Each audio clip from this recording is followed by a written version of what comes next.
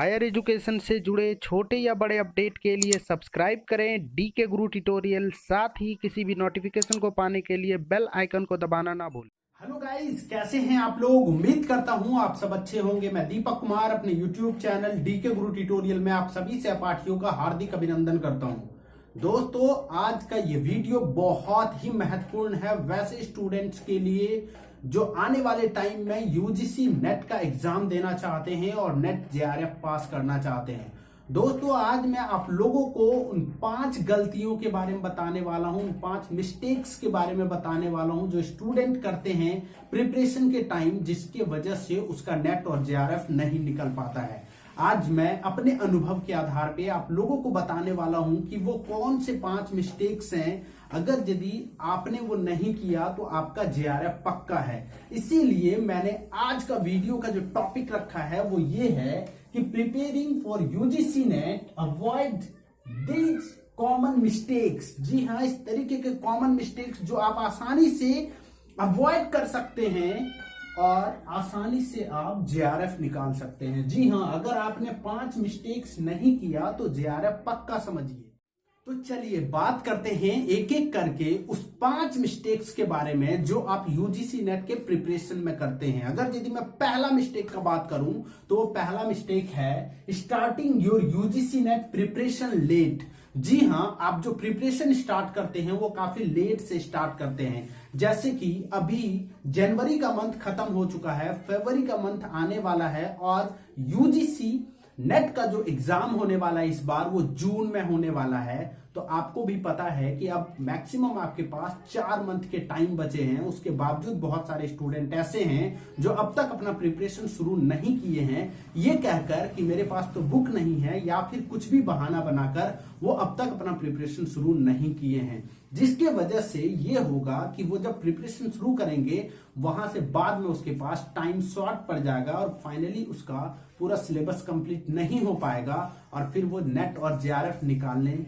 से रह जाएंगे या फिर कहें वो नहीं निकाल पाएंगे। तो ये आपका पहला कॉमन मिस्टेक है जो हर एक स्टूडेंट लगभग करते हैं। आपसे मेरा रिक्वेस्ट है कि आप अभी से प्रिपरेशन शुरू कर दीजिए, क्योंकि वक्त बहुत ज्यादा नहीं रह गए हैं। अगर यदि आपको इतना बड़ा लेंदी सा सिलेबस कवर करना है तो मिनिमम आपको 4 मंथ के तो टाइम चाहिए ही चाहिए होंगे। अगर यदि आपको जानना है तो मैंने बहुत सारे जेआरएफ होल्डर से बात किया है, उन सभी का आप इंटरव्यू सुन सकते हैं। सभी ने कहा है कि हमने 4-5 मंथ पढ़ाई की है, 6-7 घंटा रेगुलर। तो आपको अगर यदि जेआरएफ निकालना है तो आपको अभी से सीरियस होना पड़ेगा। 4 मंथ अभी बचे हैं, कम से कम ये 4 मंथ आपको यूजीसी नेट के एग्जाम के लिए देना होगा, तभी जाकर जेआरएफ निकलना पॉसिबल है। अगर यदि दूसरा मिस्टेक का बात करें, कॉमन मिस्टेक जो स्टूडेंट द्वारा किया जाता है वो ये है कि preparing for exam without plan. वो प्रिपेयर तो करते हैं एग्जाम के लिए खुद को, लेकिन कि बिना किसी प्लान का। बहुत सारे स्टूडेंट को हमने ऐसा भी देखा है जो प्रिपरेशन तो कर रहे हैं, बुक निकालते हैं, एक ही बुक को रोज रोज पढ़ते हैं, एक ही बुक को 4 बार पढ़ते हैं। ये कोई प्लान नहीं हुआ। एक प्लान आप बनाइए, एक प्रॉपर प्लान आपके पास होना चाहिए कि आपको पेपर 1 कितना देर पढ़ना है, पेपर 2 कितना देर पढ़ना, कब आपको मॉक टेस्ट लगाना है, कब आपको प्रीवियस ईयर का क्वेश्चन लगाना है, कब आपको किस तरीके से प्रिपरेशन करना है। ये पहले से एक रोड मैप तैयार कीजिए, कितने दिनों में आपको कहां तक पढ़ के खत्म करना है। एक प्रॉपर प्लान बनाइए, तभी जाकर के पॉसिबल है कि आप आसानी से एक बार में जेआरएफ क्लियर कर लें। क्योंकि हमने बहुत सारे स्टूडेंट का इंटरव्यू किया तो सभी ने लगभग ये बात कहा कि हमने एक प्रॉपर प्लान के तहत पढ़ा, हमने प्रीवियस ईयर का पेपर्स भी लगाए, हमने पेपर 1 पे भी ध्यान दिया, पेपर 2 पे भी ध्यान दिया, तभी जाकर के पॉसिबल हो पाया। तो ये दूसरा मिस्टेक है जो बहुत सारे स्टूडेंट करते हैं। इससे आप बचिए, आप एक प्लान के तहत पढ़ाई कीजिए, आपका जेआरएफ पक्का होगा। इसीलिए मैं आपको अब बता रहा हूं कि तीसरा वो कौन सा मिस्टेक है जिससे आपको बचना है। तीसरा जो सबसे महत्वपूर्ण मिस्टेक स्टूडेंट द्वारा किया जाता है वो ये है कि not preparing question paper as per examination pattern. जी हाँ, मैंने बहुत सारे स्टूडेंट को देखे हैं जो प्रिपरेशन तो करते हैं, बहुत अच्छे से प्रिपरेशन करते हैं, नोट्स भी बनाते हैं बहुत अच्छे से, लेकिन जो क्वेश्चन जो वो प्रैक्टिस करते हैं वो एग्जामिनेशन के पैटर्न से नहीं करते हैं, एग्जामिनेशन के तौर तरीके से नहीं करते हैं।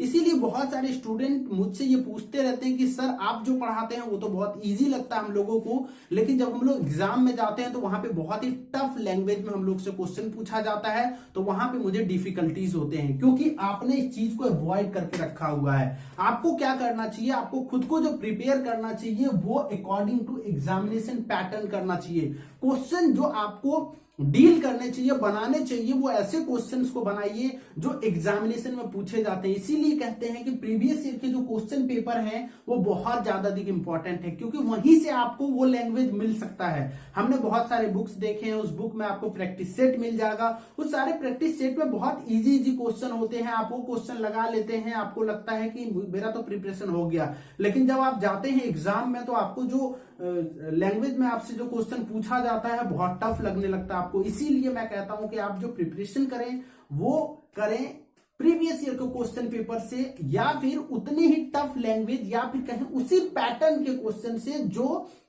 पूछा जाता है जिस तरीके का एग्जाम में, उस तरीके के पैटर्न से अगर यदि आप फॉलो करते हुए अगर यदि अपना प्रिपरेशन रखेंगे जारी, तो मेरा विश्वास मानिए कि आप आसानी से जेआरएफ क्रैक करेंगे वन टाइम में।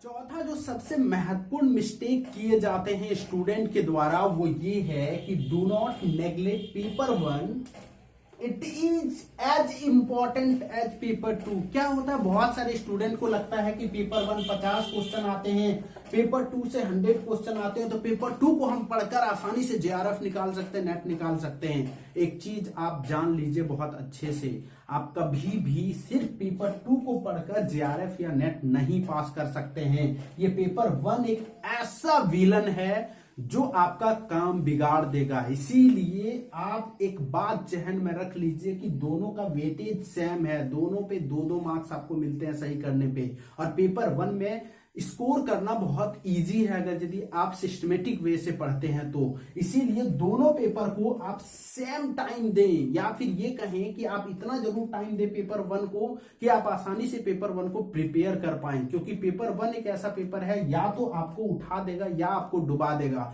आपका यदि नेट हो रहा है तो नेट को जेआरएफ में कन्वर्ट कराने की शक्ति अगर किसी के पास है तो सिर्फ पेपर 1 के पास है।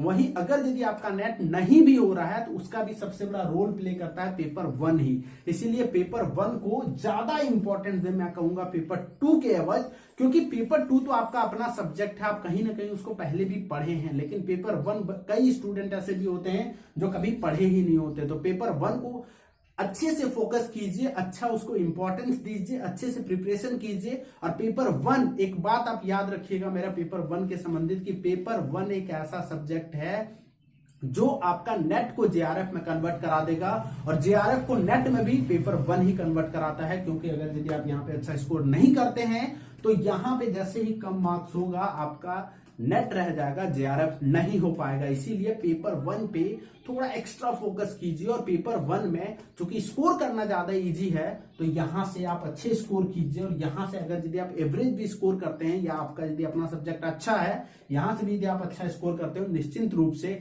आप आसानी से जेआरएफ निकाल पाएंगे। चलिए आगे बात करते हैं कि आखिरी वो कौन सा अंतिम मिस्टेक है, या फिर वो 5वां मिस्टेक कौन सा है जो स्टूडेंट करते हैं जिसके वजह से नेट जेआरएफ नहीं निकाल पाते हैं। अंतिम जो स्टूडेंट द्वारा मिस्टेक किया जाता है वो होता है not taking mock test and self analysis. कहने का मतलब ये है कि अब चूंकि ऑनलाइन हो गया एग्जाम तो यहाँ पे मॉक टेस्ट का बहुत ज्यादा अधिक इंपॉर्टेंट बढ़ गया है।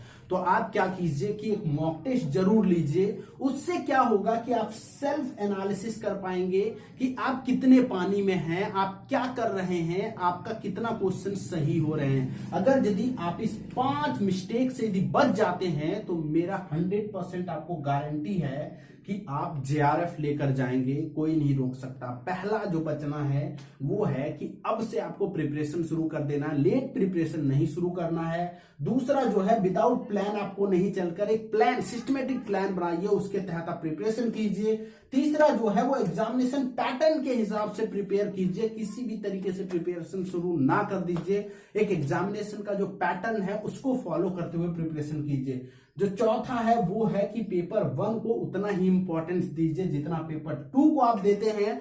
और अंतिम जो है वो है मॉक टेस्ट, बहुत इंपॉर्टेंट है, आप मॉक टेस्ट जरूर ज्वाइन करें।